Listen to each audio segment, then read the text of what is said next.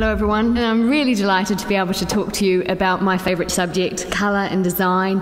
And I feel actually kind of privileged that I've managed to get a career doing exactly what I love. My focus is going to be really on how you apply colour, how we actually put the colours that we've talked about together in the house.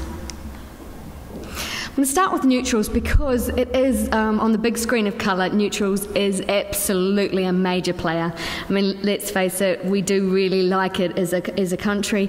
Generally, I can't even remember the last time I specified blue or green carpet. It's always been sort of beiges through to chocolates, through to stone, neutral flooring. As Andrea said, there's thousands of neutral wall colours that you can choose from. So I think it actually is a colour scheme that we're really comfortable with, but you can definitely introduce colour into it as well. So basically you can take a neutral scheme and you can put scatter cushions in colours. I've got some really great bright rugs in front of us just to show you how you can apply colour into a space. What we're finding with kitchens, the more expensive surface areas of the house, predominantly people are still choosing to have a neutral kitchen, but the kitchen's actually becoming an extension of the living space, so it is less like a kitchen. Handles are being taken away, range hoods are being integrated, so it's sort of becoming more like a piece of furniture. The back there is a natural stone, it's a marble, Carrera marble, used as a backsplash back.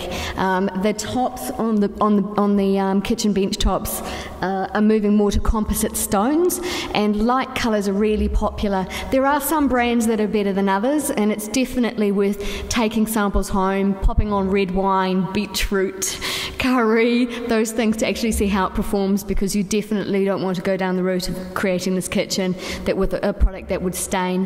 One of the really good ones out there is Caesar stone, and they've got a great colour called Ice Snow, just goes with everything. With your splashback, you can add colour, of course. You can paint a glass splashback to any colour if you wanted to introduce a duck egg or a tone that links into an open plan living space with your scatter cushions. You can put that on the back as well, or stainless steel. People often say, Sarah, what about a white-on-white scheme? And I'm a mum. I don't know how many of you out there have got children. I've got a 3-year-old. We've got a very big, hairy German Shepherd. And I'm having a baby in about 8 weeks. So white carpets, white walls, and white linen sofas would be a complete no-go zone in my environment. But there is definitely a place for white. If you have a room that's quite small but you want to make it feel larger, paint the walls white. If you've got a place that's actually quite naturally dark, paint the walls white, but you can use a warm white, and you can have a wooden floor, or you can have a darker carpet combination with that. And, you know, white leather sofas for those Vegemite fingers aren't such a bad idea either. These colour schemes here are quite beautiful because it's showing linens in its purest sense and the colours that are coming through in naturals. You've got the sands, you've got the sky grey, blues, and you've got the ochres.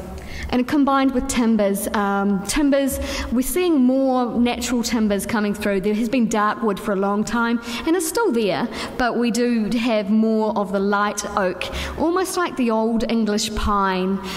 Chinatown has been pulled down really to get ready for Beijing Olympics, and the beautiful old 14th century beams have been converted into incredible pieces of furniture, just sideboards, tables, coffee tables, and eclectic pieces of furniture being put together as well. When in the interview with an architect in England, he was talking about creating colour through texture with design, so pottery, using timber, using variations of neutral colours, so not bringing in colour exactly, but bringing in textures, and these examples show you that.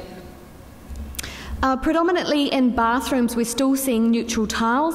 So, but what's happened is gone a little bit away from where we were with the minimalist stage, where the tiles were just very plain greys and browns, and they actually now look more like a natural stone finish if they aren't all actually going for natural stone. Porcelain tiles now that have a lot of movement in them. If you want to add colour, you can just do it in a mosaic trim, maybe bring in the duck egg, maybe bring in the green or a colour that you like, or if you want to be bold, you can bring in a red. I think, again, it's really thinking about whether you're staying home or you're selling. There's been this view that, we want to keep it neutral because it's for resale.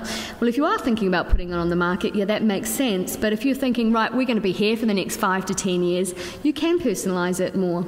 And in fact, the tile companies are selling quite a lot of textured tiles that have patterns in them or raised etchings. I don't know if you can see it, but I'll raise this one up. This still creates a neutral scheme. Put it together with white.